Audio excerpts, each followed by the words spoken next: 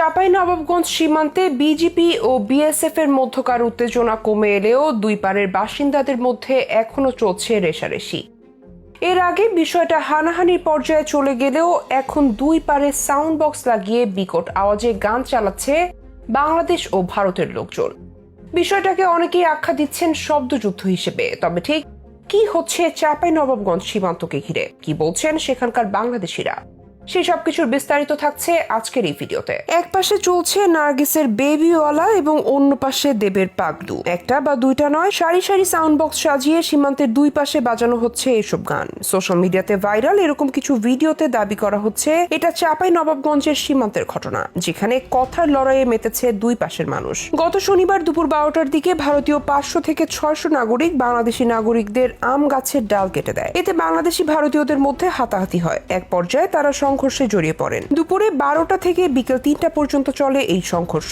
এ সময় ভারত সীমান্তের নাগরিকরা উত্তেজিত হয়ে বাংলাদেশিদের বাসিন্দাদের লক্ষ্য করে হাত বোমা, ককটেল ও তীর ধনুক নিক্ষেপ সহ বিভিন্নভাবে হামলা করে। এতে একজন বিজেপি সদস্য ও 20 থেকে 30 জন বাংলাদেশি আহত হন। ভারতীয় আগ্রাসন রুখে দিতে সবসময় প্রস্তুত আছেন বলে জানিয়েছেন চাঁপাইনবাবগঞ্জের শিবগঞ্জ উপজেলার কিরণগঞ্জ চৌকা সীমান্ত এলাকার বাসিন্দারা। প্রতিনিয়ত নিজেদের মধ্যে করছেন সমন্বয় সভা। ভারত যেন বাংলাদেশের 1 ইঞ্চি মাটিও দখলে নিতে না পারে সে আলোচনায় মুখর এলাকাবাসী। কামরুল ইসলাম নামের এক বাসিন্দা জাগো নিউজকে দেয়া সাক্ষাৎকারে বলেন, বিগত দিনে ভারত আমাদের উপর অনেক অত্যাচার করেছে। শেখ হাসিনা দেশ থেকে পালিয়ে যাওয়ার পর তারা নির্যাতনের মাত্রা আরো বাড়িয়েছে। তবে আমরা আর সহ্য করব না। সময় এসেছে জীবন দিয়ে দেশ রক্ষা করার। আমরা গ্রামবাসী সবসময় প্রস্তুত।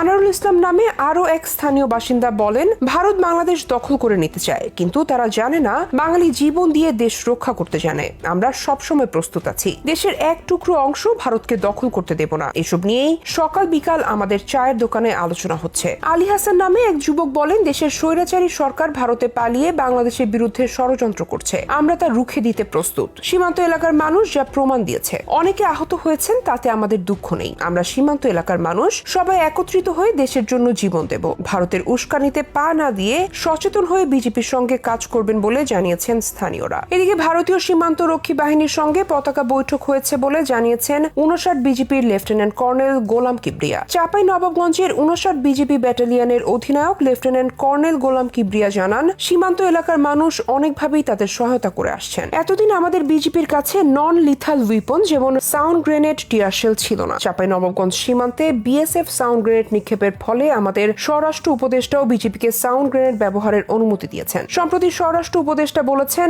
আগের সরকার কিছুটা ছাড় দিত, এখন অধিকার আদায়ে ছাড় দেয়া হচ্ছে না। তাই কিছু বিষয়ে ছোটখাটো সমস্যা দেখা দিচ্ছে। বর্ডারে ঝামেলা হচ্ছে। জনগণ আমাদের সঙ্গে আছে। বিজেপি সবসময় সতর্ক রয়েছে। সীমান্ত সম্পূর্ণভাবে সুরক্ষিত। এই সীমান্তে ওপারের কেউ আসতে পারবে না। রক্ত ঝরবে, কিন্তু সীমান্ত সুরক্ষিত থাকবে। সীমানা রক্ষায় যদি জীবনও যায়, তারপরও বাংলাদেশের 1 ইঞ্চি মাটি হাতছাড়া না করতে বর্ডার গার্ড বাংলাদেশের নবীন সৈনিকদের নির্দেশনা দিয়েছেন স্বরাষ্ট্র উপদেষ্টা অবসরপ্রাপ্ত লেফটেন্যান্ট জেনারেল মোহাম্মদ জাহাঙ্গীর আলম চৌধুরী। তিনি বলেছেন, সীমান্তে প্রতিপক্ষের কাছে কোনো অবস্থাতেই পিঠ প্রদর্শন করবে না। চাঁপাইনবাবগঞ্জ সীমান্তে বিএসএফ ও ভারতীয় নাগরিকদের অনুপ্রবেশ, হামলা, ধান ও গাছ কাটা নিয়ে উদ্ভূত পরিস্থিতি সম্পর্কে জানতে চাইলে স্বরাষ্ট্র উপদেষ্টা বলেন, চাঁপাইনবাবগঞ্জের ঘটনার সূত্রপাত জমির ধান ও গাছ কাটা নিয়ে। উভয় পক্ষের লোকজন আহত হয়েছে। আমরা মিডিয়ায় দেখিনি যে তাদের দুজন বিএসএফ আহত হয়েছে। মেজর কিছু ঘটেনি। আগামী ফেব্রুয়ারিতে ডিজি লেভেলের বৈঠক হবে, সেখানে সমাধান হবে বলে আশা করছেন স্বরাষ্ট্র উপদেষ্টা।